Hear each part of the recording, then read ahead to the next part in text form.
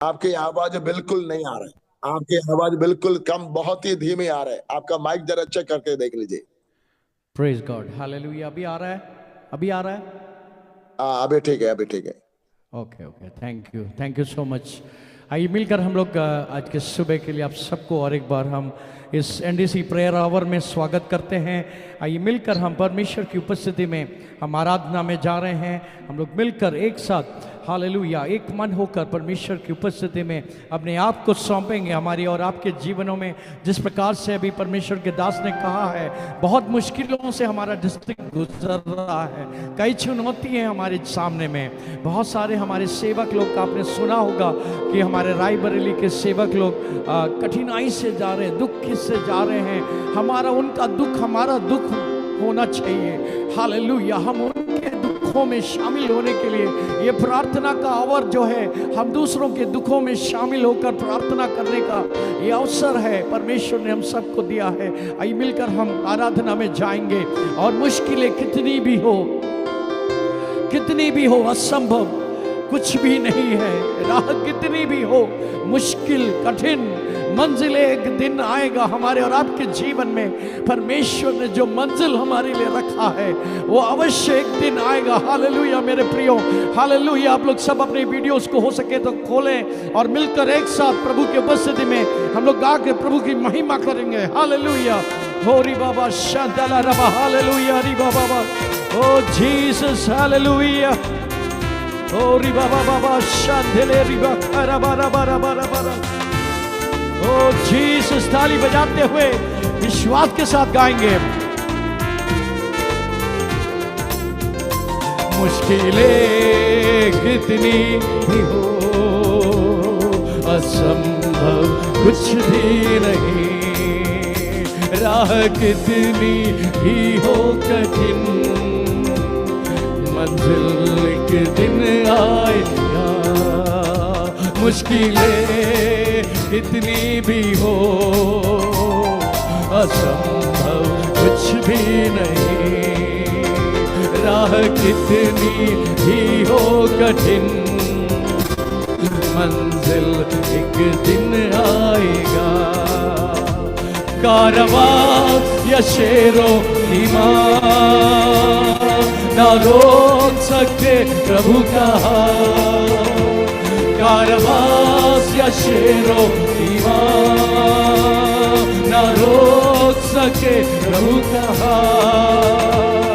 हुकूमत की साजिशें ना रोक सकी आशीषें, हुकूमत की साजिशें ना रोक सकी आशीषें।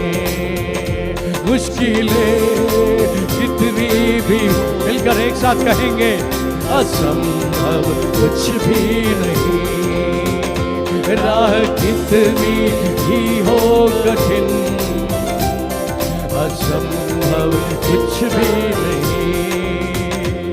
ये पहाड़ उखड़ जाएंगे, समुंदर में पड़ जाएंगे, ये पहाड़ उखड़ जाएंगे, समुंदर में पड़ जाएंगे।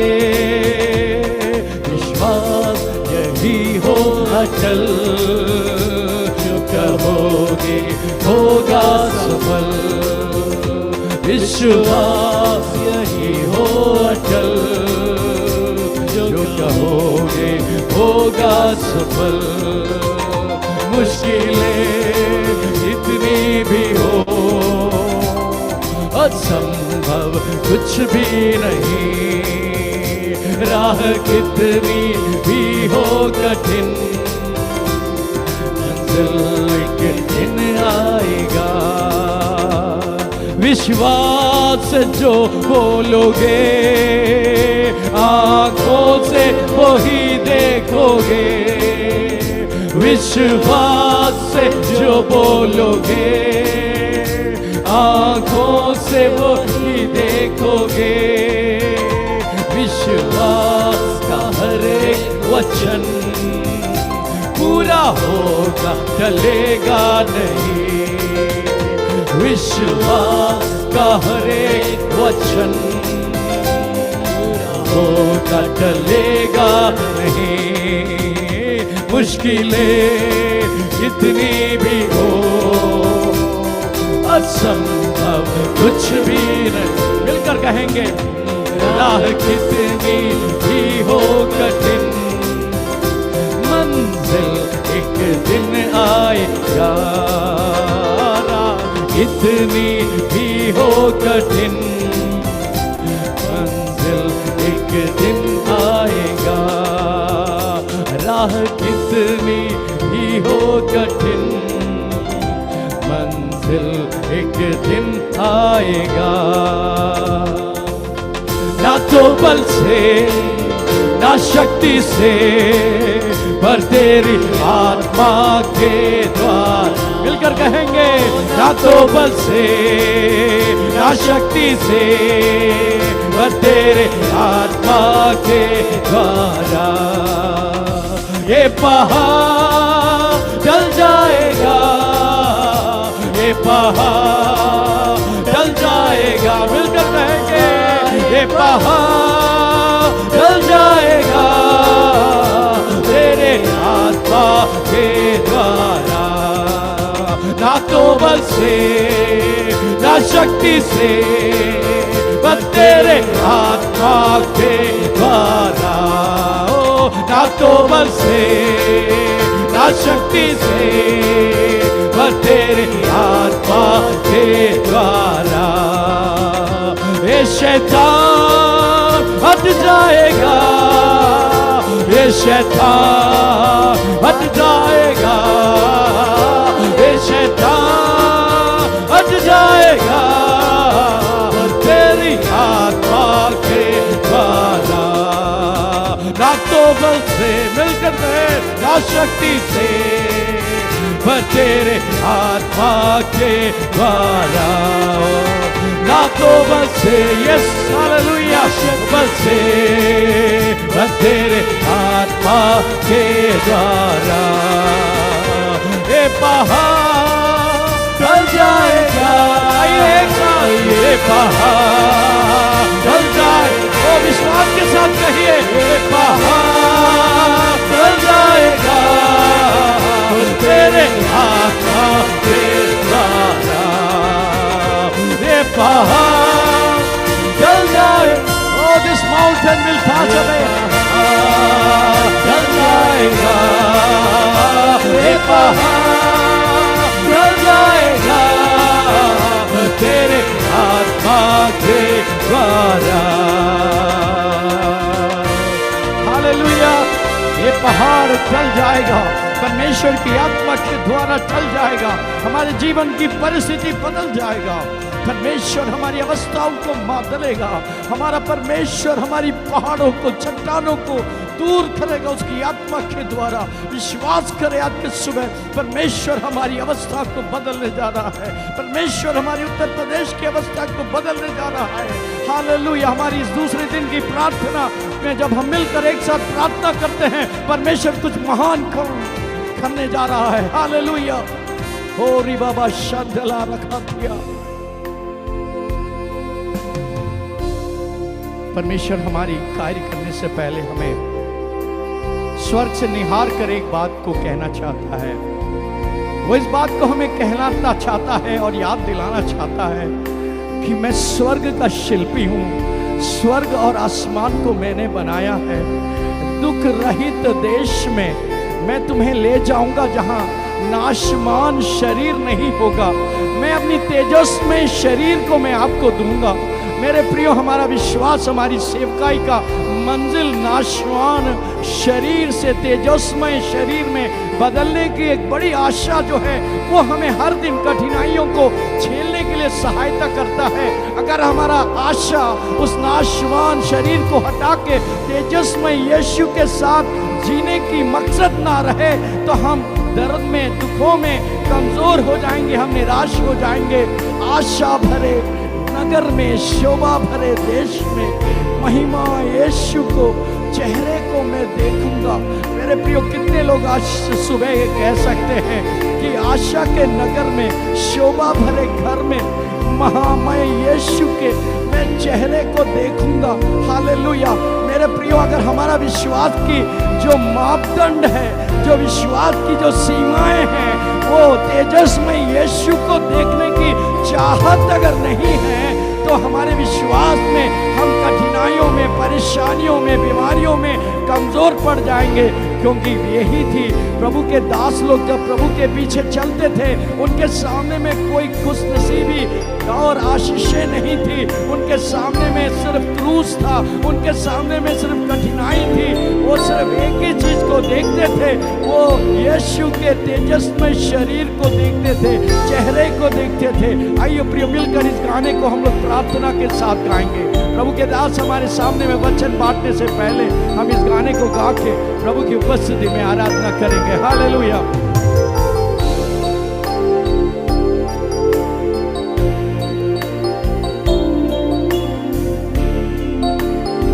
ओरी बाबा शक्ला लेके तेरा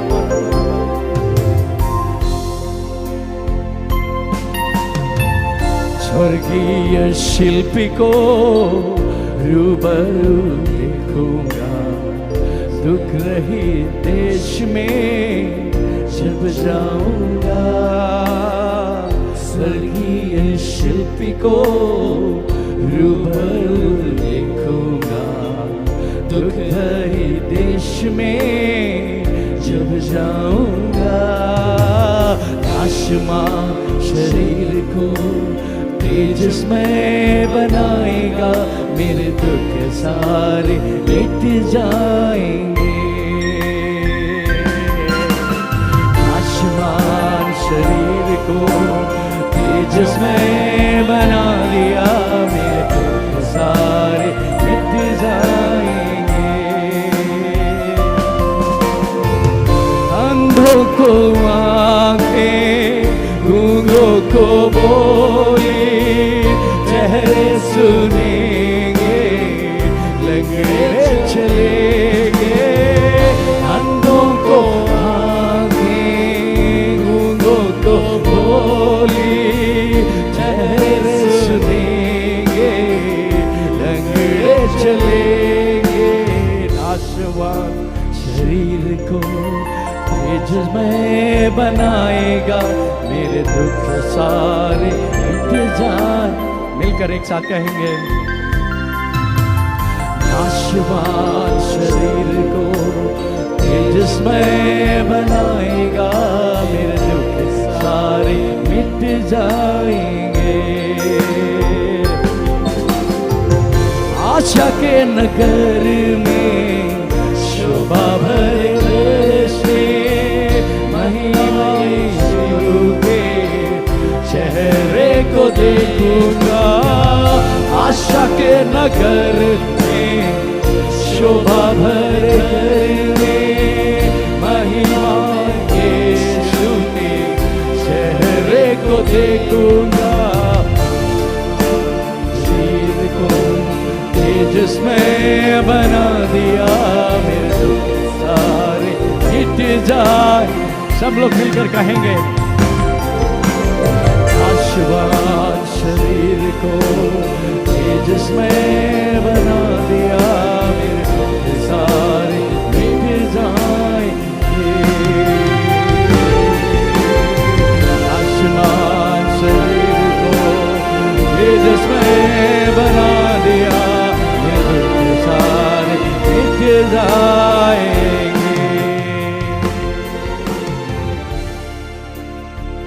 पिता परमेश्वर, हम धन्यवाद करते हैं इस सुंदर समय के लिए जो परमेश्वर आपने हम सबको एक साथ आकर प्रार्थना करने का सुनहरा अवसर दिया। वो हमारे जीवन का मकसद यही है और होना है कि हमारे इस नाशवान शरीर जो प्रभु इस संसार के लिए बनी है, इस संसार में एक दिन गल जाएंगे, लेकिन तेजस्मय शरीर को आपके संग बैठाकर आपके चेहरे को देखकर आराधना करने का पल। प्रभु, दुनिया की एक एक घटनाएं इस बात को चीख चीख के कहती है तो प्रभु हमारे विश्वास कमज़ोर ना पड़े, बाइबल के आधारित विश्वास रहें। बाइबल जो हमें प्रकाशित वाक्य में सिखाता है, वो अपने स्वर्गदूतों के साथ शीघ्र, लो मैं शीघ्र आता हूँ, बादों में आता हूँ, हर एक आंखें उसे देखेगी, हर एक आंखें उसे देखेगी। मेरे प्रियो, आज के सुबह आइए मिलकर हमारी आंखों को उस यीशु को देखने के लिए, आज के सुबह प्रभु के दास जब वचन लेके आते हैं, लोग प्रार्थना के साथ बैठे। परमेश्वर हम सबको अगुवाई करें। प्रार्थना यीशु मसीह के नाम से मांगते हैं, आमीन, आमीन, आमीन। God bless you all. आज के सुबह के सुंदर दिन के लिए मैं प्रभु का धन्यवाद देना चाहूँगा और बहुत ही आनंदित हूँ और बहुत ही खुश हूँ कि आज हमारे बीच में प्रभु के श्रेष्ठ दास पास्टर सीबी एंड्रूस पास्टर जी बहुत ही वरिष्ठ पासवान हैं। उनके बारे में पिछली बार हमारे बीच में आ चुके हैं। भारत में भी कई सालों तक वो सेवा दे चुके हैं और यूएस में जाके अटलांटा में चर्च ऑफ गॉड के सीनियर पास्टर थे और उनसे हमें बहुत कुछ सीखने को मिलता है। उन्होंने अपनी कलीसिया में करीब 50 साल की सेवा के बाद उन्होंने अपनी कलीसिया को किसी तीसरे पास्टर को सौंपकर आज वो पूरे देश में प्रभु के आगमन का प्रचार करते हैं। ऐसे पास्टर लोग बहुत कम पाए जाते हैं, अपनी सारी कलीसियाओं को सौंपकर प्रभु के राज्य के लिए जो दर्शन उनके अंदर है। We are really glad to have Reverend Pastor CB Andrews who is a humble man of God and an anointed man of God who is given his whole life for the glory of Jesus. And now after handovering the church to the Atlanta Church of God in Atlanta, now he's serving the Lord mightily for the coming of our Lord Jesus Christ. He's a man filled with passion. आप अगर आप सुनेंगे अभी वो एक कोई meeting में just ख़त्म करके हमारे साथ जुड़े, दिन में 5-6 मीटिंग 7 मीटिंग वो एक दिन में करते हैं। किस लिए करते हैं? प्रभु का आगमन को लोगों को तैयार करते हैं। आइए मिलकर हम प्रभु के दास को थालियों के साथ let us all welcome him. He spends lot of time to serve the Lord and the coming of the Lord, his goal and perspective. We welcome you, Pastor C.B. Anders, on behalf of Northern District Council of Assemblies of God and our Superintendent, Reverend Shaji Varghese. On behalf of all executive committee and all our pastors, we want to welcome you. Over to you, Pastor. This is your time. Take your time. Over to you, Pastor. ദൈവനാമത്തിന് മഹത്വം. ഇന്ന് രാത്രികാലം അവിടുത്തെ രാവിലെ സമയം നമ്മുടെ assemblies of ഗോഡിൻ്റെ ഈ കോൺഫറൻസിൽ ഈ മീറ്റിങ്ങിൽ ദൈവത്തിന് സംസാരിപ്പാൻ ലഭിച്ച വിലപ്പെട്ട സന്ദർഭത്തെ ഓർത്ത് ഞാൻ ദൈവത്തെ സ്തുതിക്കുന്നു. मैं परमेश्वर को धन्यवाद देना चाहूँगा। असेंबलीज ऑफ गॉड के इस नेतृत्व के लिए प्रभु का धन्यवाद देना चाहूँगा। भारत में सुबह का समय है या रात का समय है, परमेश्वर का दिया हुआ इस अद्भुत अवसर के लिए मैं प्रभु का धन्यवाद देना चाहूँगा। ഞാൻ നോർത്ത് ഇന്ത്യയിൽ ഡൽഹിയിൽ 18 വർഷം പ്രവർത്തിച്ചാണ്, ഉത്തർപ്രദേശത്തും പ്രവർത്തിച്ചാണ്. ഹിന്ദിയൊക്കെ മറന്നുപോയി, ഏറിയ വർഷമായി. എന്നാൽ മനസ്സിലാകും. നിങ്ങളെല്ലാം ഒരു പ്രാവശ്യം കാണുവാൻ ദൈവം ഒരുക്കി തന്ന സന്ദർഭത്തിനായി ദൈവത്തെ സ്തുതിക്കുന്നു. प्रभु के दास उत्तर भारत में दिल्ली के प्रदेश में करीब 18 साल तक उन्होंने सेवा किया। हिंदी वो समझते हैं और एक बार आप सबसे मिलकर मैंने बहुत आनंद हुआ। ഈ സൂപ്രണ്ടന്റ് പാസ്റ്റർ ഷാജി വർഗീസിനെ ഓർത്തും ഞാൻ ദൈവത്തെ സ്തുതിക്കുന്നു. തൻ്റെ ദാസൻ കൂടി ചെയ്യുന്ന എല്ലാ പ്രവർത്തനങ്ങളെയും ദൈവം അനുഗ്രഹിക്കുമാറാകട്ടെ. प्रभु के दास रेवरेंड शाजी वर्गीस के लिए, प्रभु सुपरन के लिए धन्यवाद देते हैं। प्रभु के दास के द्वारा की गई सारी सेवाओं के लिए मैं प्रभु का धन्यवाद देना चाहूँगा। പാസ്റ്റർ ഷിബു എബ്രഹാം എന്നെ ക്ഷണിച്ച അനുസരിച്ചാണ് ഇങ്ങനെ ഈ വേദിയിൽ കടന്നു വരുവാൻ ദൈവം ഇടയാക്കിയത്. मैं प्रभु के दास को बुलाया, इसलिए प्रभु के दास को आने का अवसर प्राप्त हुआ। കഴിഞ്ഞ വർഷവും ഞാൻ ഈ പ്ലാറ്റ്ഫോമിൽ പ്രസംഗിച്ചതായിട്ട് ഞാൻ ഓർക്കുന്നു. और पिछले बार भी इस प्लेटफॉर्म में आके प्रचार करते हुए प्रभु के दास ने हमें बताया है। ഞാൻ നടത്തുന്ന അനേക മീറ്റിങ്ങുകൾ ഉണ്ട്. അതിൽ ചില മീറ്റിങ്ങുകളൊക്കെ പാസ്റ്റർ ഷിബു വർഗീസിൻ്റെ വൈഫ് സെലിനും പാസ്റ്റർ ഷിബു വർഗീസും വന്ന് പാട്ടുപാടി സഹായിച്ചിട്ടുണ്ട്. അതെല്ലാം ഓർത്ത് ഞാൻ ദൈവത്തെ സ്തുതിക്കുന്നു. प्रभु के दास कई प्लेटफॉर्म में सेवा देते हैं, उसमें कई बार हमारे पत्नी को और मुझे कई बार हम उनको आराधना करके सहायता करते हैं, इसलिए प्रभु के दास उनके लिए धन्यवादी हैं। ഈ പ്ലാറ്റ്ഫോമിലുള്ള അതേ പാസ്റ്റർ എസക്കേൽ ജോഷുവ, അദ്ദേഹം എൻ്റെ ഒരു ആത്മാർത്ഥ സ്നേഹിതനാണ്. ഞങ്ങൾ ഡൽഹിയിലായിരുന്ന സന്ദർഭത്തിൽ ഒന്നിച്ച് പ്രവർത്തിച്ചിട്ടുള്ളതാണ്. അദ്ദേഹത്തെയും ഈ സ്റ്റേജിൽ കാണുവാൻ ഇടയാക്കിയാൽ ദൈവത്തെ സ്തുതിക്കുന്നു. और यहाँ प्रभु के दास रेवरेंड एसेकिएल जोशुआ जी भी यहाँ पे हैं। उनको भी हमारे साथ कई साल पहले आए थे। मैं उनको भी यहाँ देखकर प्रभु में बहुत आनंदित हूँ। നിങ്ങളുടെ എല്ലാവരുടെയും മുഖം കാണുവാനും സന്തോഷിപ്പാനും വടക്കേണ്ട പ്രദേശത്ത് പ്രവർത്തിക്കുന്ന എല്ലാ ദൈവദാസന്മാരെ ഓർത്ത് പ്രാർത്ഥിക്കുന്നുണ്ട്. അവിടെ നടക്കുന്ന എല്ലാ പ്രതികൂലങ്ങളും പ്രയാസങ്ങളുടെ നടുവിൽ ദൈവം നിങ്ങൾ എല്ലാവരെയും കാസൂക്ഷിക്കുന്ന ദൈവത്തിന്റെ കൃപയ്ക്കായി ദൈവത്തെ സ്തുതിക്കുന്നു. उत्तर भारत के सारे सेवकों के लिए मैं प्रार्थना करता हूँ। उत्तर भारत के लिए मैं हमारे अंदर बोझ है। आप लोग जो कठिन परिस्थितियों में सेवा करते हैं, इस बात को स्मरण करके मैं प्रभु को बहुत बहुत धन्यवाद देना चाहूँगा। ഇന്ന് രാത്രിത്തെ ചിന്തയ്ക്ക് വേണ്ടി യോഹന്നാന്റെ 1-ാം ലേഖനം 3-ാം അധ്യായം 1 മുതൽ 3 വരെയുള്ള വാക്യങ്ങൾ ഞാൻ വായിക്കുന്നു. 1 യോഹന്നാൻ 3-ാം അധ്യായം 1 മുതൽ 3 വരെ. आज की सुबह चिंता के लिए पहला यूहन्ना रचित पुस्तक पहला यूहन्ना उसका 3रा अध्याय उसका 1 से लेकर 3 तक मैं आपके सामने में पढ़ना चाहूँगा। കാൺമീൻ, നാം ദൈവമക്കളെന്ന് വിളിക്കപ്പെടുവാൻ പിതാവ് നമുക്ക് എത്ര വലിയ സ്നേഹം നൽകിയിരിക്കുന്നു. അങ്ങനെ തന്നെ നാം ആകുന്നു. ലോകം അവനെ അറിഞ്ഞിട്ടില്ലായതുകൊണ്ട് നമ്മയും അറിയുന്നില്ല. പ്രിയമുള്ളവരെ, നാം ദൈവമക്കളാകുന്നു. നാം ഇന്നതാകുമെന്ന് ഇതുവരെ പ്രത്യക്ഷമായില്ല.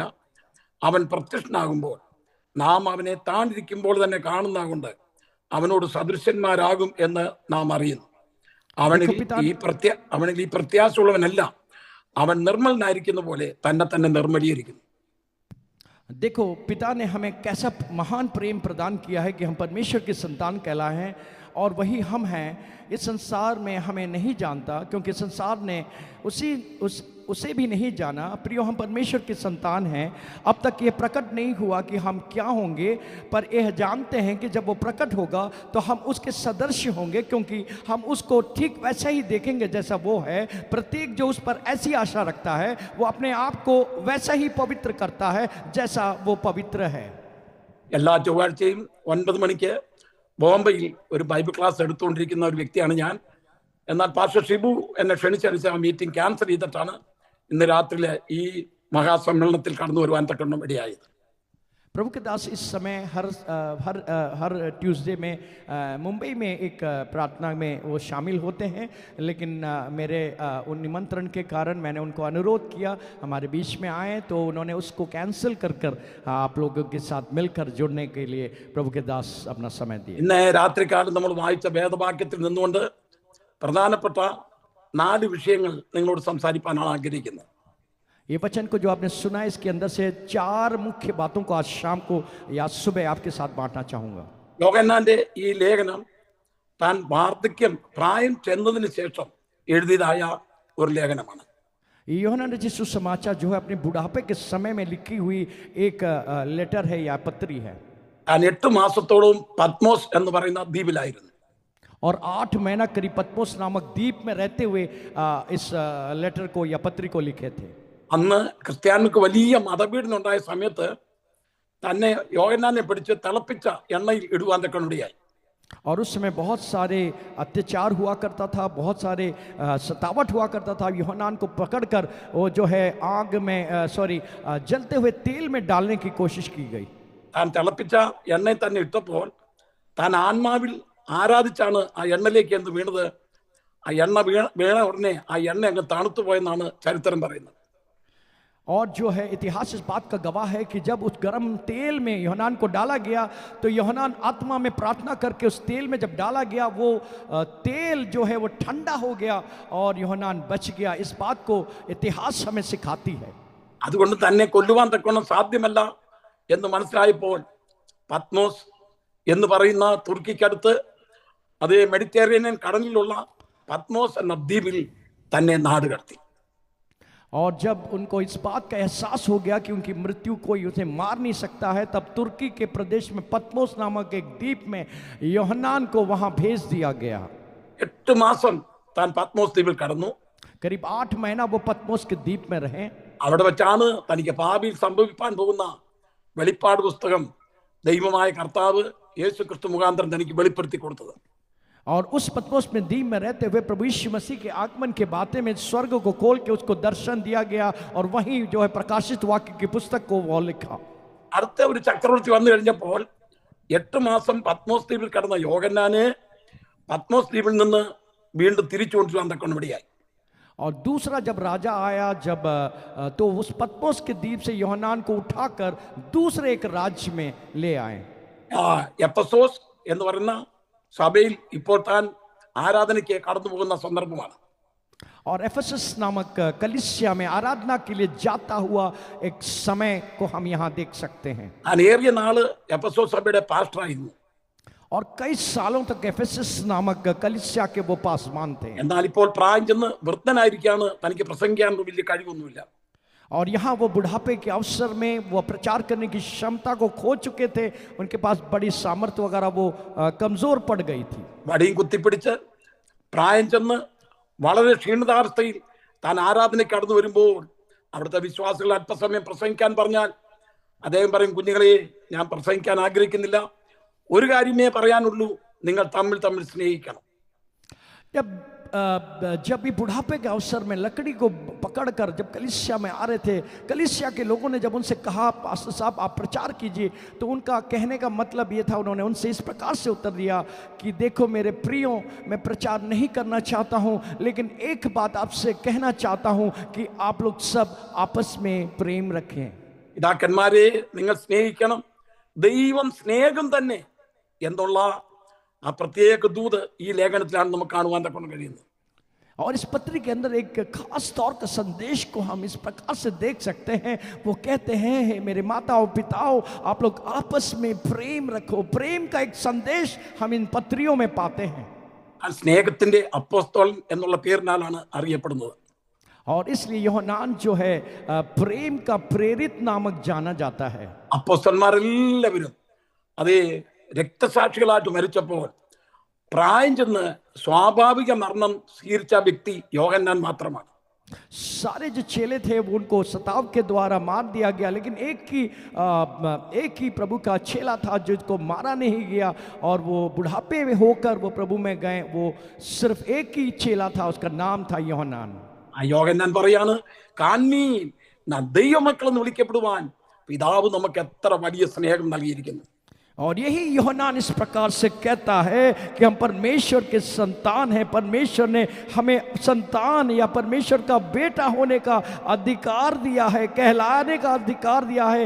परमेश्वर ने हमें कितना बड़ा प्रेम किया है. യോഹന്നാന്റെ സുവിശേഷം 1-ാം അധ്യായം 11-ാമത്തെ വാക്യം വായിക്കുമ്പോൾ, അവൻ സ്വന്തത്തിലേക്ക് വന്നു, സ്വന്തമായൊരു അവനെ കൈക്കൊണ്ടില്ല. परमेश्वर के യോഹന്നാൻ की पुस्तक पहला अध्याय में देख सकते हैं, हम पढ़ सकते हैं, यहाँ इस प्रकार से लिखी गई है कि वो अपनों में आया, लेकिन अपनों ने उसे पहचाना नहीं. യേശു യഹൂദ ജാതിയുടെ രക്ഷയ്ക്ക് വേണ്ടി അവരെ വീണ്ടെടുക്കുവാൻ തക്കോണം ഈ ലോകത്തിലേക്ക് കടന്നു വന്നു, സ്വന്തത്തിലേക്ക് വന്നു. പക്ഷെ സ്വന്തമായവർ അവനെ തള്ളിക്കളഞ്ഞു. यीशु मसीह यहूदियों को छुड़ाने के लिए, अपने स्वयं के लोगों को, अपनों को छुड़ाने के लिए यहूदियों के लिए आया, लेकिन यहूदियों ने उसे ठुकरा दिया. അവരുടെ വിടുതലിന് വേണ്ടി യേശു കടന്നു എന്ന ഒരു പ്രത്യേക സന്ദർഭം ഉണ്ടായിരുന്നു. അത് തന്റെ കഴുതമേലുള്ള യാത്രയാണ്. और उस यहूदियों के सामने में एक ही जगह हम देख सकते हैं जहां उनको छुड़ाने के लिए यीशु मसीह संघर्ष करते हैं, जहां वो गधे के ऊपर सवार होकर वो गुजरते हैं. യേശു ക്രിസ്തുവിന് 3 ഔദ്യോഗിക സ്ഥാനങ്ങൾ, ഒഫീഷ്യൽ അതേ സ്ഥാനങ്ങൾ ഉണ്ടായിരുന്നു. അവൻ രാജാവാണ്, അവൻ പ്രവാചകനാണ്, അവൻ പുരോഹിതനാണ്.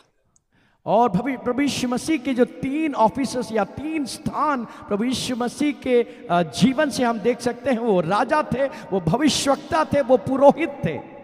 യേശുവിന്റെ ഈ 3 ഔദ്യോഗിക സ്ഥാനങ്ങൾ വെളിപ്പെടുത്തിക്കൊണ്ട് ഇസ്രായേലിന്റെ രക്ഷയ്ക്ക് വേണ്ടി കടന്നു എന്ന സന്ദർഭം എന്ന് പറയുന്നത് തന്റെ കഴുതമേലുള്ള യാത്രയായിരുന്നു. और ये तीनों पोजीशन को दर्शाने वाला एक ही क्षण था जब वो गधे के ऊपर बैठकर वो चल रहा था. ആ കഴുതമേൽ താൻ കയറി, തന്റെ വസ്ത്രം താൻ അതിന്മേൽ വിരിച്ചു, യേശു അതിന്മേൽ കയറി ഇരുന്നു. और हम देख सकते हैं गधे के ऊपर में वस्त्र डाला गया और उसके ऊपर यीशु मसीह बैठ गए. പുരുഷാരൻ തങ്ങളുടെ വസ്ത്രമെല്ലാം വഴിയിൽ വിരിച്ചു. और सारे जो जन समूह थे उसके शरीर के वस्त्र को फाड़ कर इधर उधर डालने लगे. വസ്ത്രം വിരിപ്പാൻ പ്രാപ്തിയില്ലാത്തവർ വൃക്ഷത്തിന്റെ മുകളിൽ കയറി വൃക്ഷത്തിന്റെ കൊമ്പുകൾ വെട്ടി വഴിയിൽ വിതറുവാൻ തക്കനുടയായി തീർന്നു. और जो है ऊपर में पेड़ के ऊपर में चढ़ा हुआ इंसान वहां से पेड़ की टहनियां को काट कर यीशु मसीह के स्वागत के लिए वहां टहनियां डालने लगे. ഈ യാത്ര കണ്ടുകൊണ്ട് സക്കറിയ പ്രവാചകൻ 700 വർഷം മുമ്പ് 9-ാം അധ്യായം 9-ാമത്തെ വാക്യത്തിൽ പറഞ്ഞു, സിയോൻ പുത്രിയെ, ഇതാ നിന്റെ രാജാവ് കഴുതപ്പുറത്ത് വരുന്നു. सियोन की पुत्री, देखो तुम्हारा राजा जो है गधे पे सवार होकर आ रहा है. करीब 600 साल पहले जकरिया नबी के द्वारा ये घोषणा की गई थी.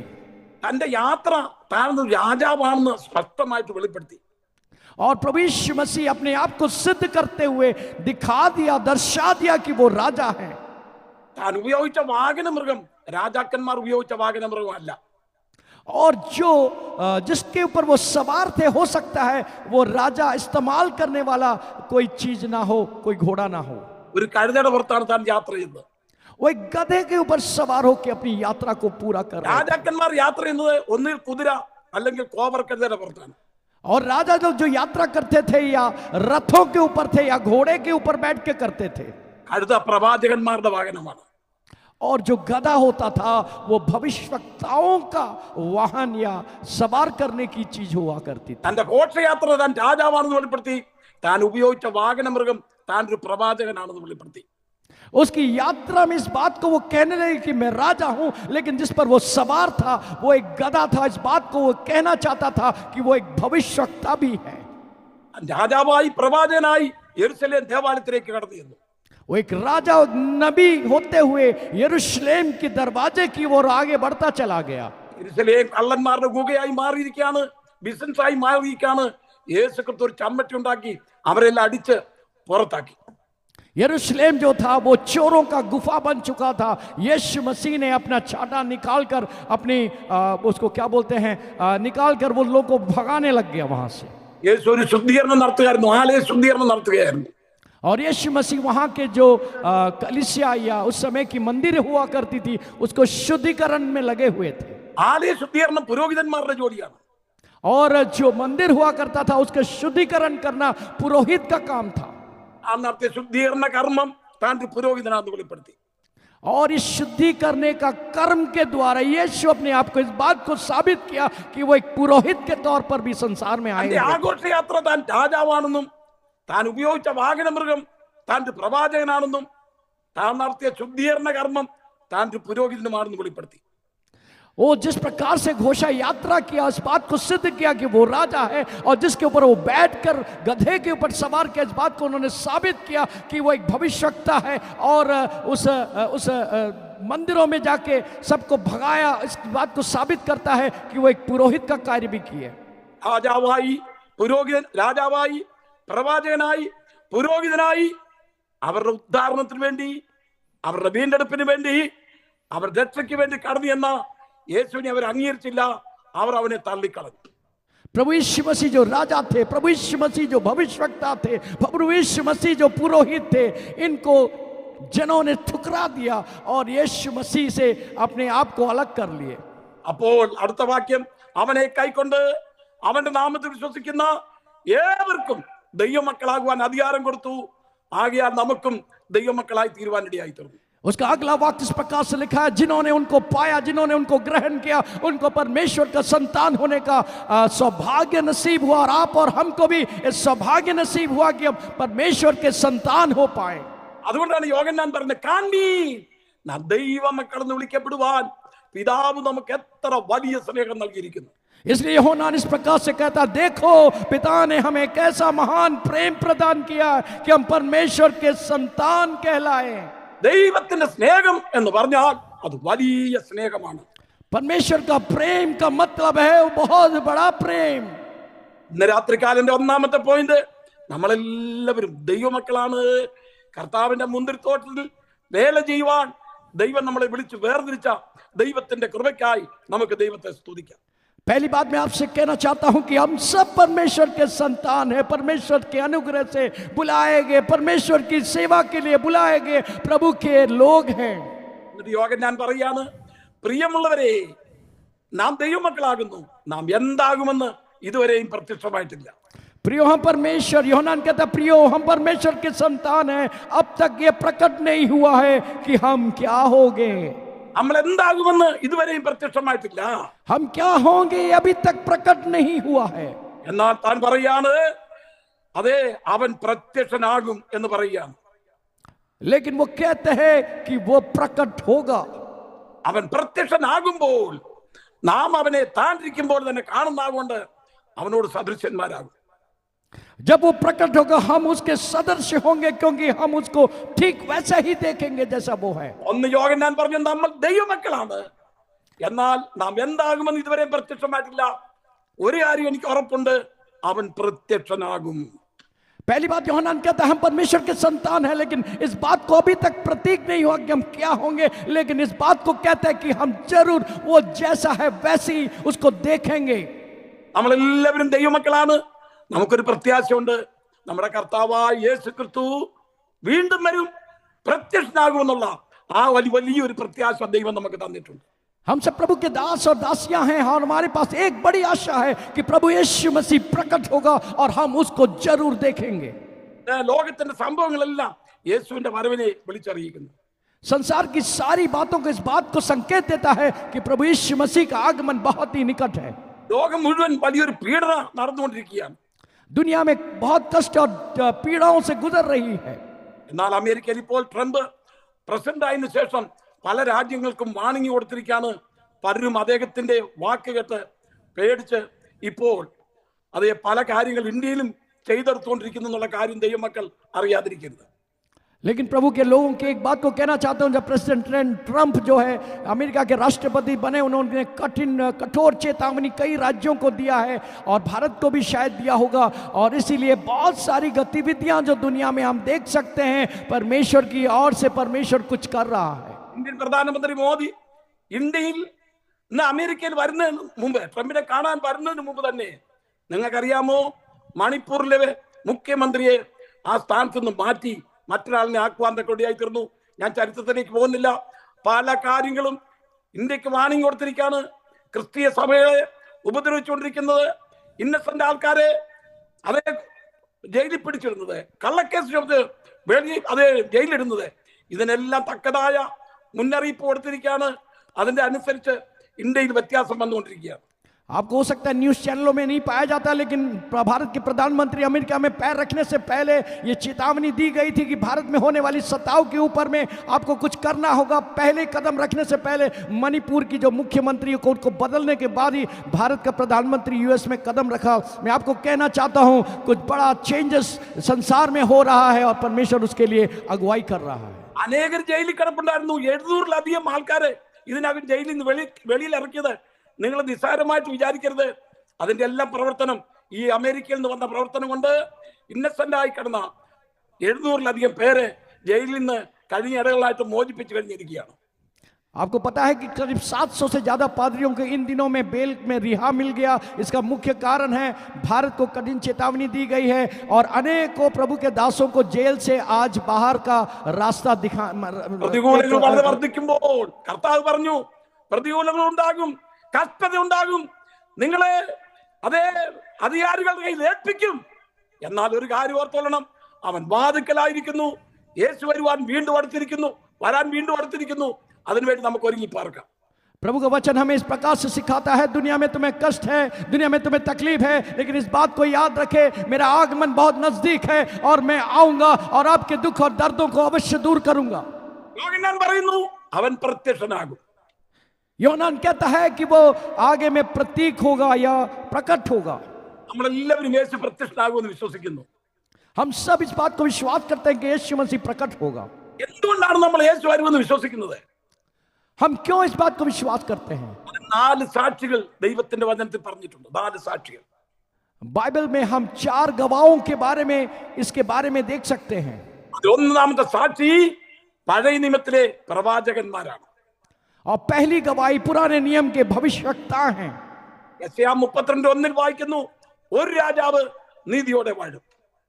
और ऐसे नबी की पुस्तक उसका 32वां अध्याय 31 में इस प्रकार से लिखा है कि एक राजा धर्म के साथ राज्य करेगा. പഴയ നിയമത്തിൽ വായിക്കുന്ന ഹാനോക്ക്, യൂദ ഹാനോക്കിനെ കുറിച്ച് പറയുമ്പോൾ ഹാനോക്ക് ഒരു പ്രവചനം പ്രവചിച്ചു, ഇതാ കർത്താവ് 1000 വിശുദ്ധന്മാരോട് വന്നിരിക്കുന്നു എന്നൊരു പ്രവചനം നടത്തുകയുണ്ടായി.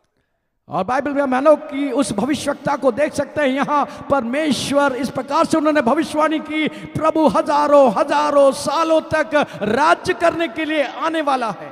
മോശ ഒരു പ്രവാചകനായിരുന്നു. 90 സങ്കീർത്തനം എഴുതിയപ്പോൾ ഇപ്രകാരം പാടി, കർത്താവേ മടങ്ങി വരണമേ, കർത്താവേ മടങ്ങി വരണമേ എന്ന് താൻ സങ്കീർത്തനത്തിൽ പാടുകയുണ്ടായി. और भजन संहिता में इस प्रकार से हम देख सकते हैं, यहाँ भजन संगीतकार इस प्रकार से लिखता है, हे प्रभु तू वापस आ, हे परमेश्वर तू वापस आ। इस प्रकार को हम वहां देख सकते हैं। യേശുവിന്റെ വരവിന് ഒന്നാമത്തെ സാക്ഷി പഴയ നിയമ പ്രവാചകന്മാരാണ്. प्रभु यीशु मसीह के आगमन की पहली गवाही जो है पुराने नियम के भविष्यवक्ता थे। രണ്ടാമത്തെ സാക്ഷി എന്ന് പറയുന്നത് നമ്മുടെ കർത്താവായ യേശു ക്രിസ്തു തന്നെയാണ്. और दूसरी गवाही हमारा परमेश्वर, हमारा प्रभु यीशु मसीह स्वयं है। യേശു യോഹന്നാന്റെ സുവിശേഷം 14 അധ്യായത്തിൽ ഇങ്ങനെ പറഞ്ഞു, നിങ്ങളുടെ ഹൃദയം കലങ്ങിപ്പോകരുത്. और यूहन्ना ने सुसमाचार उसका 14 अध्याय में इस प्रकार से लिखा है, तुम्हारा हृदय जो है वो भ्रमित ना हो, तुम दुखित ना हो। എന്നിൽ വിശ്വസിപ്പീൻ, എന്റെ പിതാവിൽ വിശ്വസിപ്പീൻ, അതേ ഞാൻ പോകുന്നത് നിങ്ങൾക്ക് പ്രയോജനം. और इस प्रकार से उन्होंने कहा, मुझ पर विश्वास करो, मेरे पिता को विश्वास करो, मैं यहां से जा रहा हूं, ये आपके लिए लाभ की बात है। ഞാൻ പോയി സ്ഥലമൊരുക്കിയാൽ ഞാൻ ഇരിക്കുന്നിടത്ത് നിങ്ങളെ നിർത്തേണ്ടതിന് പിന്നെയും വന്ന് നിങ്ങളെ എന്റെ അടുക്കൽ ചേർത്തുകൊള്ളും. मैं जाऊंगा और तो आपके लिए जगह तैयार करूंगा, और मैं जहां बैठूंगा आपको भी बैठने के लिए जगह को वहां बनाऊंगा। യേശു പറഞ്ഞു, ഞാൻ വരുമെന്ന് പറഞ്ഞു. और यीशु ने कहा, मैं अवश्य आऊंगा। ഞാൻ വേറെ റെപ്രസെന്റിനെ അയക്കുമെന്നല്ല പറഞ്ഞത്, ഞാൻ തന്നെ വരും. यीशु मसीह ने नहीं कहा कि मैं किसी तीसरे को भेजूंगा, यीशु ने कहा मैं स्वयं आऊंगा। ഞാൻ നിങ്ങൾക്ക് സ്ഥലമൊരുക്കാനാണ് കടന്നു പോകുന്നത്. मैं तुम्हारे लिए जगह तैयार करने के लिए जा रहा हूं। ഞാൻ സ്ഥലം ഒരുക്കി കഴിഞ്ഞാൽ ഞാൻ നിങ്ങളെ എന്റെ അടുക്കൽ ചേർത്തുകൊള്ളും. मैं जब जगह तैयार कर लूंगा आपको भी मेरे साथ ले जाकर मेरे स्थान में बैठाऊंगा। രാത്രികാലം ഭാരത്തോടെ, പ്രയാസത്തോടെ, വേദനയോടെ പീഡനങ്ങൾ അനുഭവിച്ചുകൊണ്ടിരിക്കുന്ന അനേക പ്രിയപ്പെട്ടവർ കാണാം. എല്ലാ പ്രിയപ്പെട്ടവരുമേ നമ്മുടെ കഷ്ടത മാറുവാൻ സമയമെടുത്തിരിക്കുകയാണ്.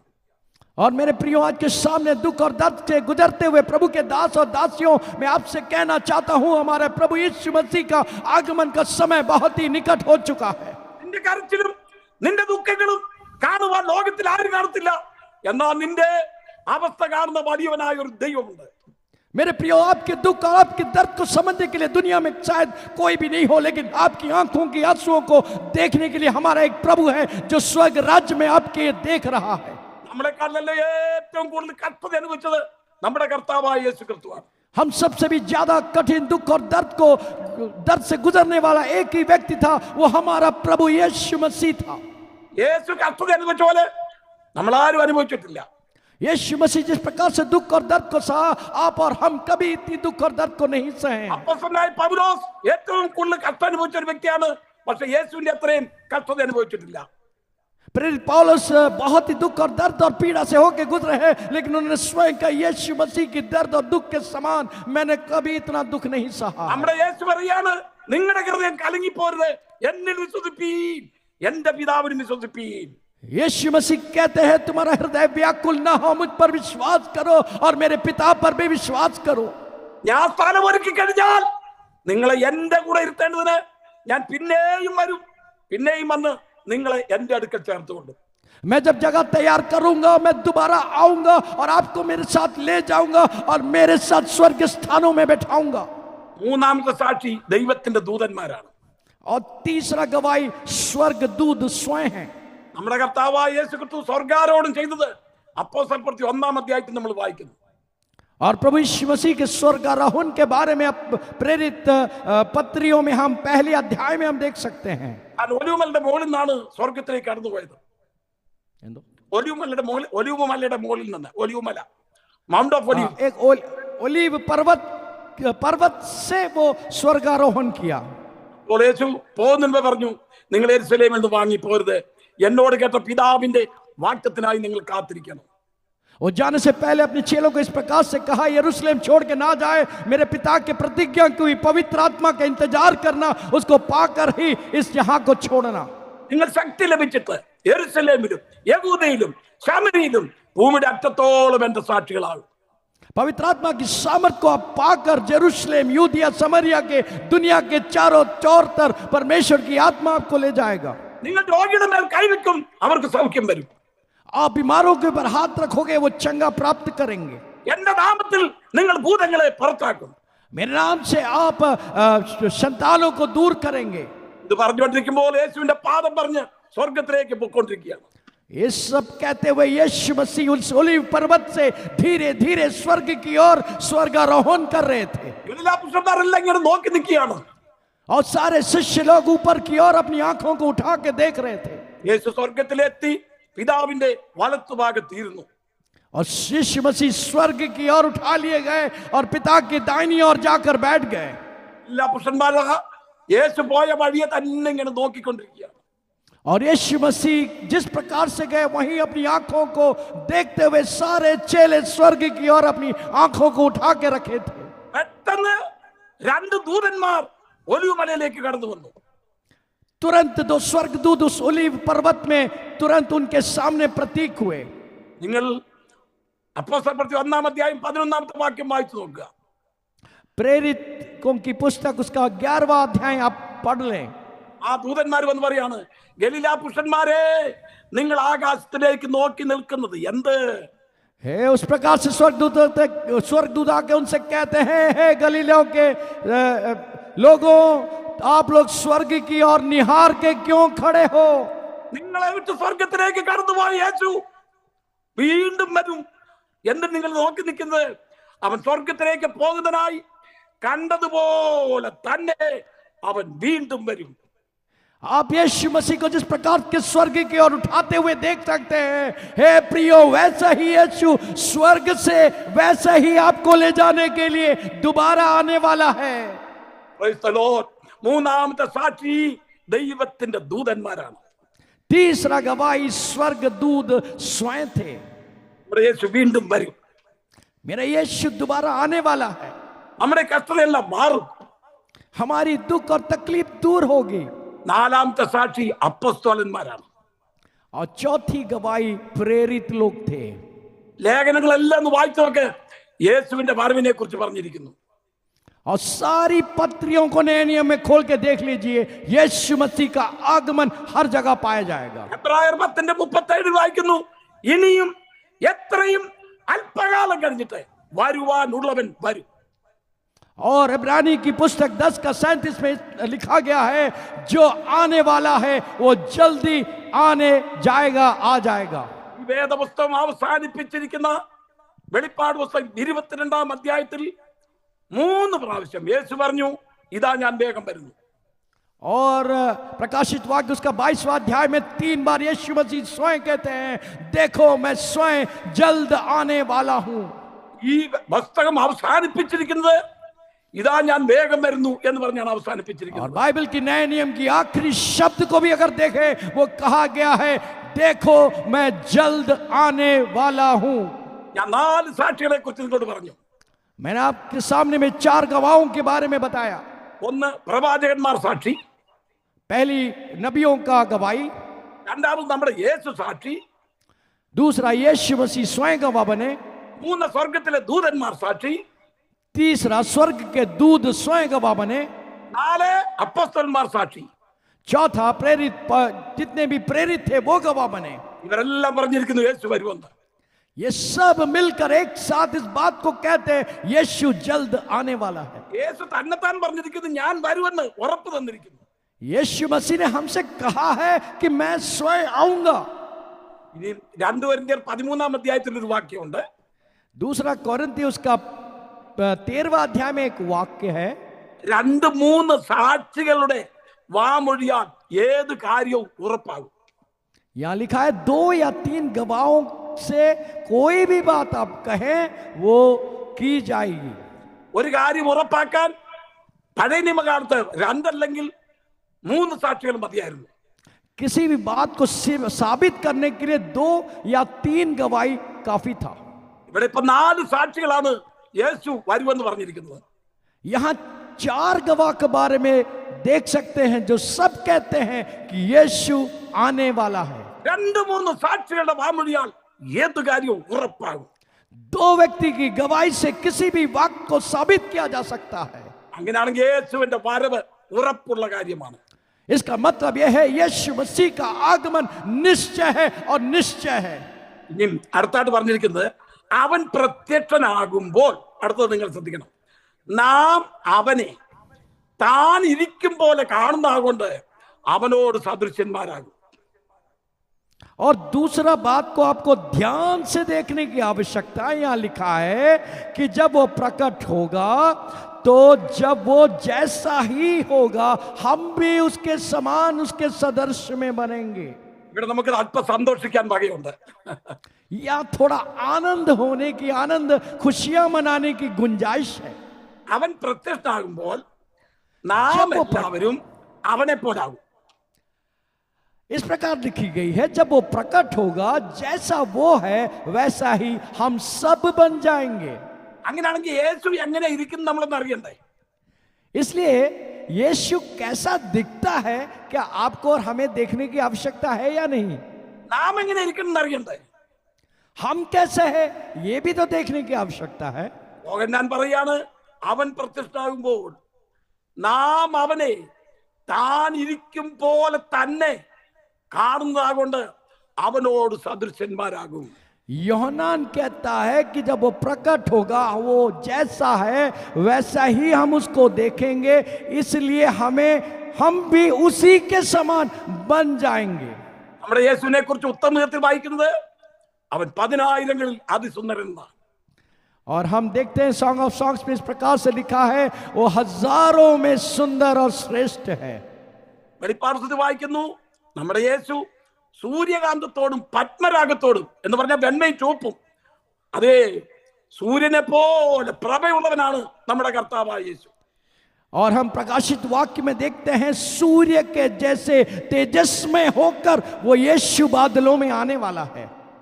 പൗലോസ് തിമോഥെയോസിന് ലേഖനം എഴുതിയപ്പോൾ ആ ലേഖനത്തിൽ ഇങ്ങനെ എഴുതിക്കുന്നു, യേശു അടുത്തു കൂടാത്ത വെളിച്ചത്തിൽ വസിക്കുന്നവനാണ്. पौलुस ने तीमुथियुस को लिखने वाली पत्री में इस प्रकार से लिखा गया है, यीशु जो है ऐसे सूर्य के शोभामय था होकर आएगा कि हम उसके नजदीक जाने से डरेंगे, नजदीक जा नहीं पाएंगे। നിന്റെ പ്രിയന് മറ്റു പ്രിയന്മാരെക്കാൾ എന്താ വിശേഷത ചോദിച്ചപ്പോൾ എന്റെ പ്രിയൻ വെണ്മയും ചുവപ്പുള്ളവൻ 10,000 പേരിൽ അതിശ്രേഷ്ഠൻ. और से इस प्रकार से पूछा गया हमारा प्रभु कैसे वो श्रेष्ठ है, इस प्रकार से कहा वो है शुद्ध है, वो पवित्र है, वो शोभामय है, वो होकर वो आने वाला है। നമ്മുടെ യേശു സൂര്യനെ പോലെ പ്രകാശമുള്ളവനാണ്. അതേ നമ്മൾ മത്തായി സുവിശേഷം 17-ാം അധ്യായത്തിൽ യേശുവിന്റെ ശരീരത്തെ തെരശീല അല്പം എടുത്തൊന്ന് മാറ്റിയപ്പോൾ ഭൂമിയിൽ ഒരു അലക്കാരനെ കൊണ്ടുപോലും വെളുപ്പിക്കാൻ വയ്യാതെ വണ്ണം അവൻ വെണ്മയുള്ളവനായി തീർന്നു. മത്തായി 17-ാം അധ്യായത്തിൽ मत्ती सुसमाचार उसके 17 अध्याय में देख सकते हैं यीशु मसीह को जब वो नजदीक में देखे सूर्य से भी ज्यादा चमक पाया गया था, उसके नजदीक जाने की क्षमता उनके पास नहीं थी। അവന്റെ മുഖം സൂര്യനെ പോലെ ആയെന്നാണ് മത്തായി 17-ാം അധ്യായത്തിൽ എഴുതിയിരിക്കുന്നത്. मत्ती सुसमाचार उसके 17 अध्याय में लिखा है उसका मुंह जो था वो सूर्य से भी शोभामय था। നമ്മുടെ യേശു അടുത്തുകൂടാത്ത വെളിച്ചത്തിൽ വസിക്കുന്നവൻ. मेरा यीशु जो है पास निकट नहीं जाने वाले इतनी ज्योति में रहने वाला परमेश्वर है। ഇവിടെ യോഹന്നാൻ പറയാണ് നാം അവനെ താൻ ഇരിക്കുമ്പോൾ തന്നെ കാണുന്നതാകൊണ്ട് അവനോട് സദൃശന്മാരാകും. यहाँ യോഹന്നാൻ कहता है हम उसे देखेंगे जैसा वो है वैसे देखेंगे और हम भी उसके स्वरूप में बदल जाएंगे। നമ്മളെങ്ങനെ ഇരിക്കുന്ന അറിയണ്ടേ? इसलिए हम कैसे हैं ये तो देखने की आवश्यकता बनती है ना।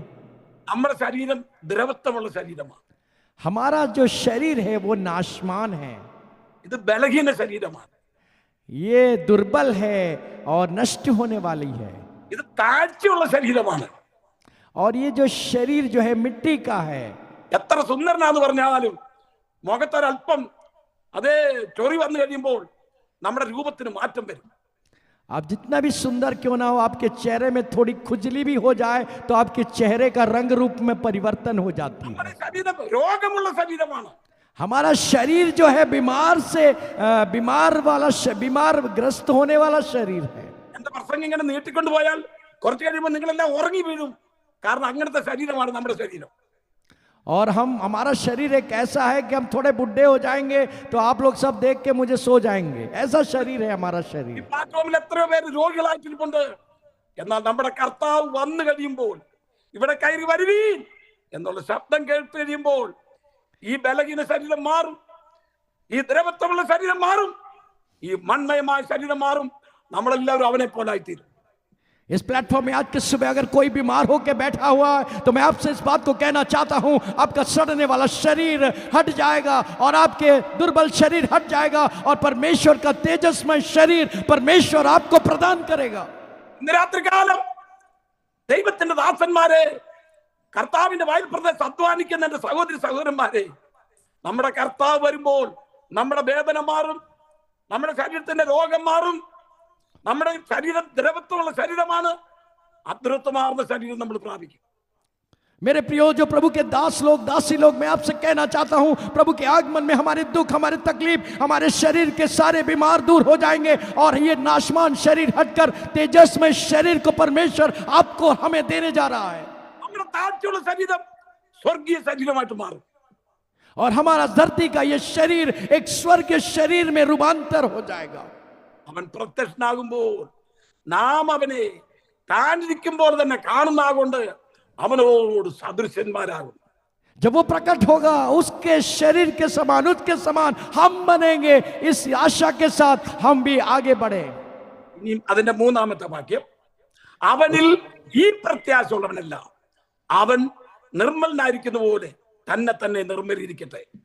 तीसरा वाक्य जो कि और महमूल्य है, इस प्रकार से लिखा है, प्रत्येक जो उस पर ऐसी आशा रखता है वो अपने आप को वैसा ही पवित्र करता है जैसा वो पवित्र है। ഞാനിപ്പോൾ മൂന്ന് കൂട്ടം കാര്യങ്ങൾ പറഞ്ഞു. मैंने आपसे ഒന്ന് നാം ദൈവമക്കളാണ്, രണ്ട് യേശു വരും, മൂന്ന് നാം എല്ലാവരും അവനെ പോലാകും. मैंने तीन बातें बोला आपसे। पहला, हम परमेश्वर के संतान हैं। दूसरा, ये कहा है कि हम उसके समान बनेंगे और उसके समान ഒന്ന് നമ്മൾ ദൈവമക്കൾ, രണ്ട് നമ്മുടെ കർത്താവ് വരും, മൂന്ന് നാം എല്ലാവരും യേശുവിനെ പോലാകും. पहली बात, हम परमेश्वर के संतान हैं। दूसरी बात जो है, प्रभु यीशु मसीह जरूर अवश्य आएंगे। तीसरी बात, जब वो आएंगे हम भी उसके स्वरूप में बदल दिए जाएंगे। അവസാനത്തെ കാര്യമാണ് ഏറ്റവും പ്രധാനപ്പെട്ട കാര്യം. और जो आखिरी वाला बात है, ये बहुत ही आवश्यक और जरूरी है। അവനിൽ ഈ പ്രത്യാശയുള്ളവനല്ല, അവൻ നിർമ്മലനായിരിക്കുന്ന പോലെ തന്നെ തന്നെ നിർമ്മലീകരിക്കുന്നു. प्रत्येक जो उस पर ऐसी आशा रखता है वो अपने आप को वैसा ही पवित्र करता है जैसा ही वो पवित्र है। നമ്മളും ഒരു ശുദ്ധീകരണത്തിലേക്ക് കടന്നു വരണം. हम भी एक पवित्रता की और आगे कदम रखने की आवश्यकता है। വിശുദ്ധീകരണം കൂടാതെ ആരും കർത്താവിനെ കാണുകയില്ല. पवित्रता के बगैर कोई यीशु मसीह को नहीं देखेंगे। അവൻ നിർമ്മലനായിരിക്കുന്നത് പോലെ നമ്മളെ തന്നെ നിർമ്മലീകരിക്കണം. वो जैसा पवित्र है वैसे ही हमें भी अपने आप को उसी पवित्रता की मापदंड को अपनाना है। രാത്രികാലം നമ്മുടെ ഈ മീറ്റിംഗിൽ നമ്മളെല്ലാവരും സമർപ്പണത്തിലേക്കും ഒരു ശുദ്ധീകരണത്തിലേക്ക് കടന്നു വരുവാൻ ദൈവത്തിന്റെ കരങ്ങളിലേക്ക് നമുക്ക് ഏൽപ്പിച്ചു കൊടുക്കാം. आज की सुबह हम सब जो इस मीटिंग में हम सब मिलकर प्रभु के उपस्थिति में अपने आप को प्रभु के जैसा पवित्र होने के लिए अपने आप को आज की सुबह आइए मिलकर हम अपने आप को समर्पित करें। ശുദ്ധീകരണം കൂടാതെ ആരും കർത്താവിനെ കാണുകയില്ല. शुद्धिकरण, पवित्रता के बगैर कोई भी यीशु को नहीं देख सकता है। എന്റെ പ്രസംഗം ഞാനിവിടെ അവസാനിപ്പിക്കുകയാണ്. मेरे प्रचार को मैं यहाँ समाप्त करना चाहूंगा। ഇവിടെ രാത്രി 11:30 മണിയായി. प्रभु के दास यूएस में जब प्रचार कर रहे हैं वो रात के 11:30 बजे हैं। നേരം വെളുത്ത് എനിക്ക് 3-4 ക്ലാസ്സുകൾ പല സ്ഥലങ്ങളിലായിട്ട് എടുക്കാനുണ്ട്. और उसके बाद सुबह उठ के प्रभु के दास को करीब 4 क्लासेस 4 जगह में लेनी है। ഈ 103 ലൈൻ ഉള്ള ഈ മഹായോഗത്തിൽ ദൈവദാസന്മാരോടൊത്ത് അല്പസമയം ചെലവഴിപ്പാൻ ദൈവം എനിക്ക് തന്ന വലിയ ഭാഗ്യത്തിനായി ഞാൻ ദൈവത്തെ സ്തുതിക്കുന്നു. आप लोग जैसे बहुमूल्य प्रभु के श्रेष्ठ दास करीब 103 डिवाइसेस मेरे सामने में हैं, आपके साथ मिलकर प्रभु का वचन को बांटने के लिए प्रभु ने दिया हुआ मौके के लिए मैं प्रभु के प्रति बहुत धन्यवादी हूं। ദൈവമക്കളെ, നമ്മൾ പല ഭാഷക്കാരാണ്, അതേ പല ജാതിയിൽ നിന്ന് കടന്നു വന്നവരാണ്. എന്നാൽ കർത്താവിന്റെ അരികെ വന്നപ്പോൾ നമ്മൾ ഒരു ജാതിയാണ്, കർത്താവിന്റെ ശരീരമാണ്, നമ്മളെല്ലാവരും ഒന്നാണ്. അതെ, ഇപ്പോൾ വിവിധ ഭാഷകളിൽ നമ്മൾ ദൈവത്തെ ആരാധിക്കുന്നു. എന്നാൽ കർത്താവ് വരുമ്പോൾ സ്വർഗത്തിൽ ഒരു ഭാഷയിൽ നമ്മൾ ആരാധിക്കാൻ പോവുകയാണ്. मेरे प्रियो, हम लोग सब कई जात से यहाँ पे बैठे होंगे, लेकिन मेरे प्रियो जब प्रभु यीशु मसीह का आगमन होगा, हम कई जात होंगे, कई कलर होंगे, कई प्रांत होंगे, लेकिन हम एक होकर प्रभु यीशु मसीह को देखेंगे और एक साथ प्रभु की आराधना करेंगे. ഞാൻ 56 വർഷം കഴിഞ്ഞു. ഞാനൊരു സുവിശേഷകനായിട്ട്, ഒരു പാസ്റ്ററായിട്ട് 56 വർഷം അത് കർത്താവിന് വേണ്ടി പ്രവർത്തിപ്പാൻ കൊണ്ട് ദൈവടിയാക്കി.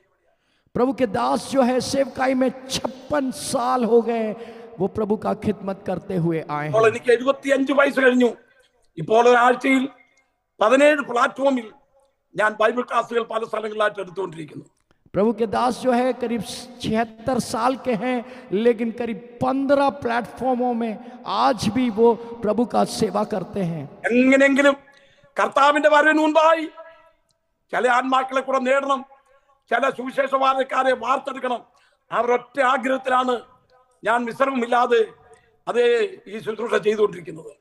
मेरे अंदर एक ही तड़प है, एक ही आग्रह है, किसी ना किसी तरह प्रभु के दासों को प्रभु के सेवकाई के लिए मैं बलवंत कर पाऊं, उनको सेवा के लिए प्रोत्साहित कर पाऊं, उनके लिए मैं थोड़ा आशीष पाऊं, मेरा जीवन जो बचा है मैं प्रभु के लिए किसी तरह दे पाऊं, यही आशा के साथ मैं दिन और रात संघर्ष करता हूं. ദൈവം നിങ്ങളെല്ലാവരും അനുഗ്രഹിക്കട്ടെ. ദൈവം എല്ലാവരും കർത്താവിന്റെ കരങ്ങളെടുത്ത് ഉപയോഗിക്കട്ടെ.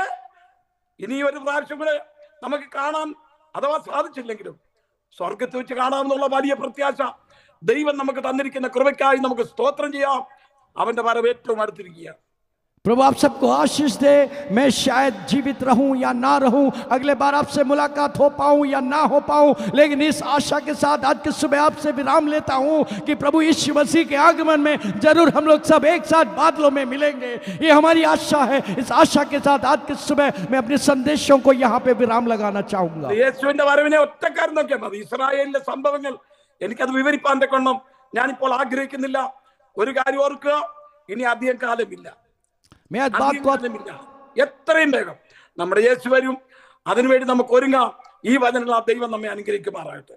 मैं आपको कहना चाहता हूं, मेरे पास समय नहीं. इसराइल में होने वाली सारी गतिविधियों को अगर हम ध्यान से देखें और मेरे यीशु मसीह का आगमन बहुत नजदीक है. इससे ज्यादा मैं आज के सुबह कुछ नहीं कहना चाहूंगा. बस हम तैयार रहे उस यीशु को स्वीकार करने के लिए, उसके आगमन में तैयार हो जाए, उसकी पवित्रता में शामिल होकर उसके साथ रहने के लिए. आइए मिलकर हम एक साथ तैयार हो जाए, प्रार्थना करें. ദൈവം നിങ്ങളെല്ലാവരും അനുഗ്രഹിക്കട്ടെ. കർത്താവിന്റെ ഓരോ താമസിച്ചാൽ വീണ്ടും നമുക്ക് കാണാം. ഈ വചനങ്ങളാൽ ദൈവം നമ്മെ അനുഗ്രഹിക്കുമാറാകട്ടെ. परमेश्वर आप सबको बहुत बहुत आशीष दे. अगर प्रभु ने अनुमति दी तो जरूर दोबारा आएंगे. प्रभु आप सबको बहुत बहुत आशीष दे. Thank you dear pastor, thank you so much. And we are so glad that you came and blessed us this morning, and this is a wonderful time. We know that there are lot of messages that is coming on different platforms, but there are only few messages that been said about the coming of our Lord Jesus Christ. But the Revelation book starts, blessed are those who hear and those who obey the word of God that is written in the book of Revelation. आज हम लोग सब आशीष पाए हैं क्योंकि प्रभु यीशु मसीह का स्वयं भविष्यवाणी इस प्रकार से कहता है, धन्य वो व्यक्ति जो भविष्यवाणी को, प्रकाशित वाक्य को सुनता है, उसके बारे में हालेलुया अमल करता है. अपनी जीवनों को हम सब आशीष पाए हैं. We are so blessed, dear pastor. We thank you so much. You have really blessed us because we want to see our Lord, because all our doings, what we do in this earth is nothing in compared to the greatest revelation when we see Jesus Christ. Thank you. God bless you and your family, and God bless you, dear servant, for the great work you have been doing. We will pray for you, and we all will be praying for you. Our Northern District Council, our executive committee, all our pastors will surely remember you in our prayers. And we'd like to ask Reverend Lawrence Joseph, our assistant superintendent, is with us. He will be praying and concluding the prayer. Before that, I just want to share you something that we have a 3 days fasting prayer that is going on. 3 दिन का उपवास प्रार्थना चल रहा है. शाम को भी आप लोग सब जुड़े. 8 बजे एक नया लिंक आपको मिलेगा, आप उसमें जरूर जुड़िएगा. आज शाम के लिए दिल्ली से प्रभु के दास आ रहे हैं प्रचार करने के लिए। इस उपवास प्रार्थना में आपका सबका सहयोग है। आज सबको मिलकर एक साथ प्रार्थना करेंगे। कल भी ये प्रार्थना रहेगी शाम के 8 से 9 बजे तक। और एक और आप लोग से विनती है, देखिए हमारी इस नॉर्दर्न प्रेयर मूवमेंट, हम लोग को जूम 100 लोगों की फैसिलिटी है। 100 से ज़्यादा लोगों को हम ले नहीं सकते, हमारे पास पैसे की बहुत शॉर्ट कमिंग्स है। आगे हमें प्रेयर टूर भी करना है। हमने इस साल कहीं पे भी हमने ऑफरिंग नहीं लिया है। हम बस आपसे विनती करते हैं, मार्च के महीने में हर एक संडे, 5 संडे है, कोई भी एक संडे अपने कलीसिया में चुने, आप ऑफरिंग लें और अपने प्रेस्बिटर को आप दे दें, हमें नहीं दीजिए। प्रेस्बिटर हमें सौंप देंगे, ये हमारे डिस्ट्रिक्ट के लिए जाएगा। आगे में प्रार्थना मूवमेंट हो, जो भी हम प्रार्थना के लिए आगे संघर्ष करेंगे, उसके लिए आपका ये छोटा सा धन चाहे कितनी भी हो, कलीसिया को उत्साहित कीजिए, आप उसमें शामिल हो जाइए। आपके स्क्रीन में अभी है, ये आप देख सकते हैं। वन टाइम ऑफरिंग फॉर 2025, 2025 में सिर्फ एक ऑफरिंग चाहते हैं हम आपसे। 2025 में कभी नहीं मांगेंगे। 2 तारीख, 9 तारीख, 16 तारीख, 29 तारीख, 23 तारीख, 30 तारीख, इसमें से कोई एक डेट अपने कलीसिया में चुने, अभी से अनाउंसमेंट कर दें और परमेश्वर आप सबको बहुत बहुत आशीष दे। Thank you so much. We are going to pray together with reverend Lawrence Joseph. Over to you reverend Lawrence Joseph. आइए हम प्रार्थना करें। महान परमेश्वर, हम यीशु के नाम में आपको धन्यवाद देते हैं। परमेश्वर धन्यवाद देते हैं प्रभु, एक बार फिर से परमेश्वर आज की सुबह परमेश्वर उस प्रभु जी ताजे बनने के लिए परमेश्वर, जिसको आपने अपने वचन के द्वारा प्रभु अपने दासों तक हमें पहुंचाया परमेश्वर। प्रभु धन्यवाद देते उस धन्य आशा को स्मरण दिलाने के लिए परमेश्वर। धन्यवाद देते प्रभु अपने समर्पणों को जांचने के लिए परमेश्वर। धन्यवाद देते परमेश्वर हमारे ध्यान को प्रभु आकर्षित करने के लिए प्रभु, कि इन दिनों में प्रभु हमारा ध्यान किन बातों की ओर से, जबकि संसार के अंदर बहुत सी चीजें प्रभु जी उतार और चढ़ाव हो रहे हैं प्रभु, हमारे चारों ओर की परिस्थितियां प्रभु जी पूरी तरीके से प्रभु हमारे विरोध में परमेश्वर, लेकिन उन सारे विरोधों के बावजूद भी, सारे सताव के बीच में भी, मध्य में भी हम आपको धन्यवाद देते हैं कि हमारे पास में ऐसा प्रभु है, हमारे पास एक ऐसा परमेश्वर है प्रभु, जिसने कहा मैं अपनी कलीसिया स्वयं बनाऊंगा और अधोलोक के फाटक कभी उस पर प्रबल नहीं होंगे। धन्यवाद देता हूं प्रभु, जिसने वादा किया कि मैं तुम्हारे लिए जगह तैयार कर रहा हूं, और ताकि मैं तैयार करूं, ताकि मैं दोबारा लौट कर आऊं, ताकि तुम्हें भी अपने संग लेकर जाऊं, ताकि जहां मैं रहूं वहां तुम रहने पाओ।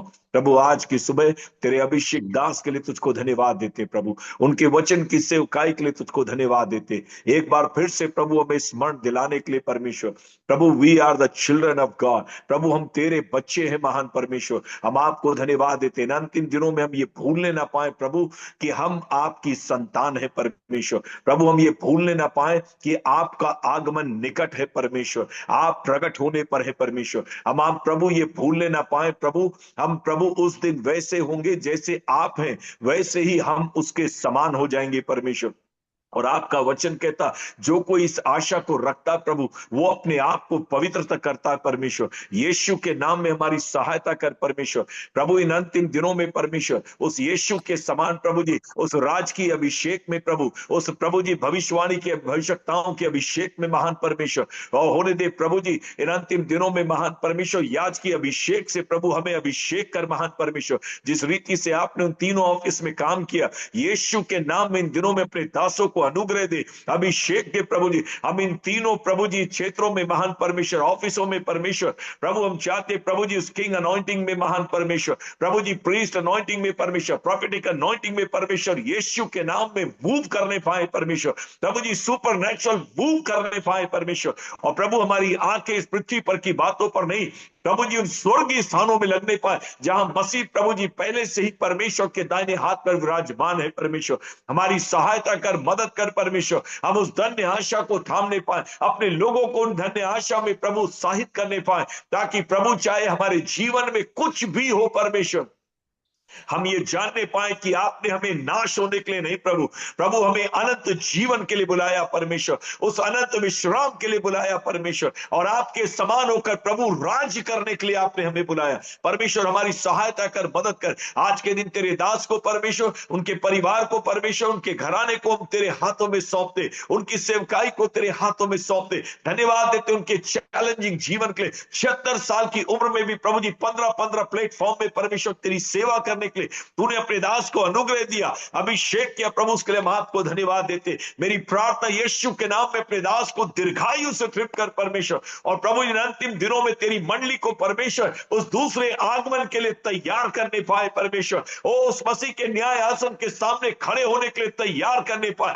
प्रभु। हमारे सारे काम जबकि उस आग में परखे जाएंगे प्रभु, होने दे हमारे काम तेरे सन्मुख में बने रहने पाए परमेश्वर, और तुझसे हम उस प्रतिफल को, उस मुकुट को पाने पाए जिसको आपने अपने प्रेम करने वालों के लिए तैयार किया प्रभु। मेरी प्रार्थना यीशु के नाम में तू हमारी सहायता कर, उस पौलुस की तरह प्रभु अपने विश्वास की दौड़ को दौड़ने के लिए प्रभु जी, उस विश्वास की अच्छी कुश्ती लड़ने के लिए प्रभु जी, और अंतिम दिनों में अपने विश्वास की छाती की रखवाली करते हुए प्रभु जी उस मुकुट की बाट को हम जोड़ने पाए, उस प्रतिफल की बाट को जोड़ने पाए जिसको परमेश्वर ने अपने प्रेम करने वालों के लिए तैयार कर रखी। पवित्र आत्मा तू सहायता कर, मदद कर परमेश्वर, हम में से हर एक को इन दिनों में तेरे इन वचनों के द्वारा अपने आप को, मंडली को तैयार करने के लिए, परिवारों को तैयार करने के लिए, घरानों को तैयार करने के लिए हमारी सहायता कर। आदर और महिमा तुझे मिलने पाए, विनती को सुन यीशु के नाम में, आमीन। अब हमारे परमेश्वर पिता का प्रेम, प्रभु यीशु मसीह का अनुग्रह, पवित्र आत्मा की संगति, सहभागिता और अभिषेक जब तक प्रभु यीशु बादलों पर ना आए, हम सब प्रभु के दासों के साथ, दासियों के साथ और परमेश्वर की विश्व की मंडली के साथ में होती रहे। आमीन, आमीन। May God bless you.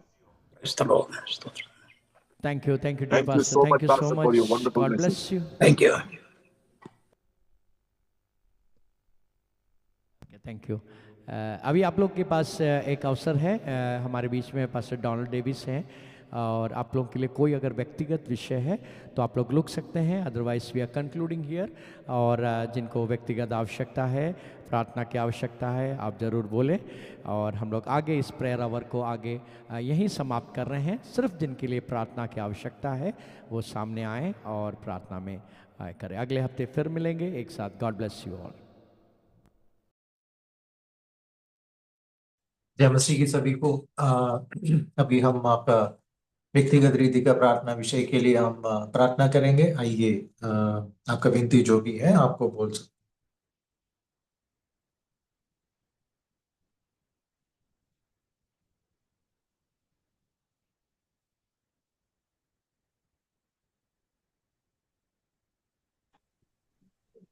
जय मसीह की पास्टर जी। जय मसीह की, नाम बोलिए। पास्टर जी, मेरी एक गवाही भी है और प्रार्थना विषय भी है। पिछले मंगलवार को हमारे दादाजी हैं, पूजा सिस्टर ने प्रार्थना का विषय दिया था ना आपको, तो